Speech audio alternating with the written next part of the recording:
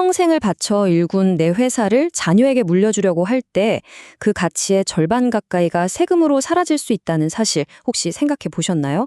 자, 오늘은 바로 그 막대한 세금 부담을 피하고 우리 가족의 자산을 온전히 지켜낼 수 있는 아주 강력한 전략, 가족법인에 대해 제대로 한번 펼쳐보겠습니다.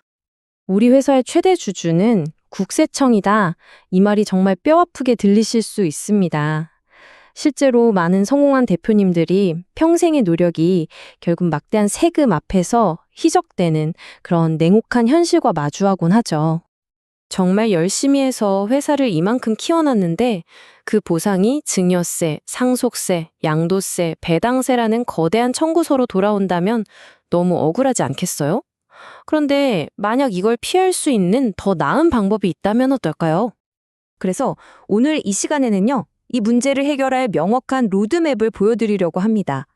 대표님들의 깊은 고민에서부터 시작해서요, 가족법인이라는 해법, 그리고 구체적으로 어떻게 세금을 줄일 수 있는지, 그 효과는 어떤지, 마지막으로 왜 이걸 지금 당장 시작해야 하는지까지 하나하나 명쾌하게 짚어드리겠습니다. 자, 먼저 우리가 어떤 문제에 부딪혔는지부터 명확하게 해보죠.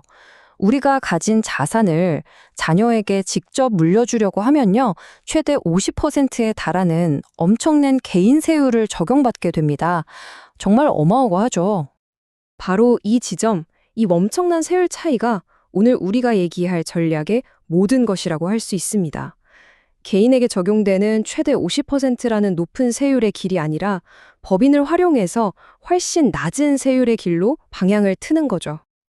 그 해법의 이름이 바로 가족법인입니다.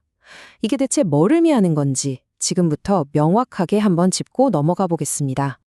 여기서 진짜 중요한 포인트는요, 가족법인이 그냥 가족끼리 운영하는 그런 회사가 아니라는 겁니다.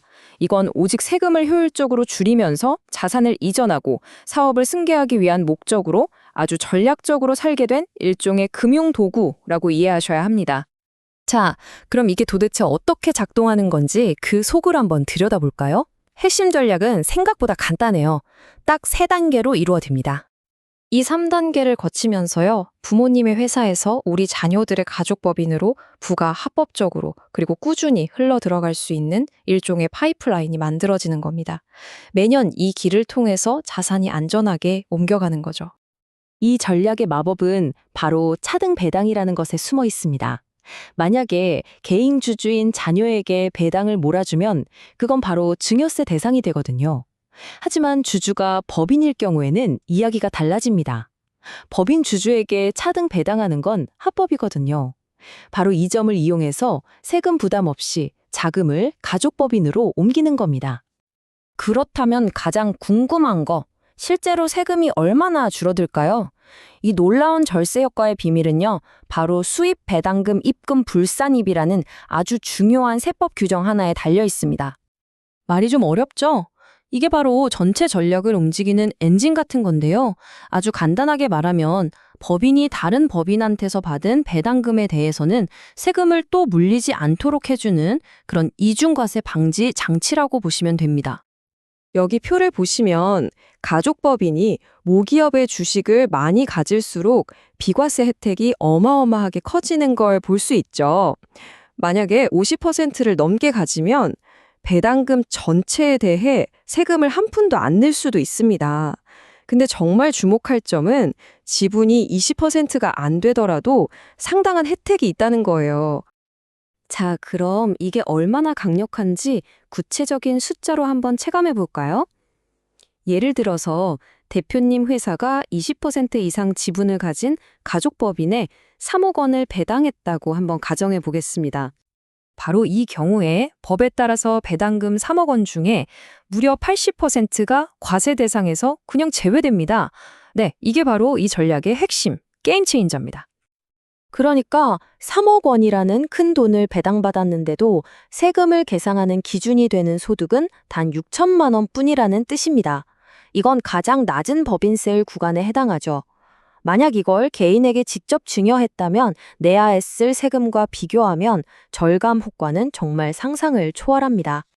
자, 이렇게나 강력한 전략이지만 사실 가장 중요한 변수가 하나 남아 있습니다. 그건 바로 시간이에요. 왜 이걸 지금 당장 서둘러야만 하는지 그 이유를 알려드리겠습니다. 바로 이겁니다. 가족법인을 포함한 신설법인에 대한 세금 혜택이 2026년부터 대폭 줄어들게 됩니다. 다시 말해서 2025년 말 이전에 회사를 만들어두면 지금의 훨씬 유리한 규정을 앞으로 5년 동안 쭉 적용받을 수 있다는 거죠. 이건 그야말로 닫히고 있는 기회의 창이라고 할 수 있습니다. 결론적으로 가족법인은요, 단순히 세금을 좀 줄이는 기술이 아닙니다.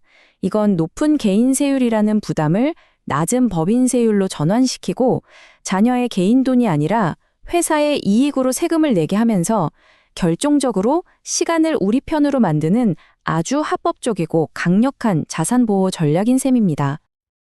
이 전략의 성공은 결국 시간에 달려 있습니다. 결국 선택은 하나겠죠? 지금 바로 시간에 투자해서 우리 가족의 자산을 온전히 지키시겠습니까? 아니면 망설이다가 그 대가를 고스란히 세금으로 치르시겠습니까?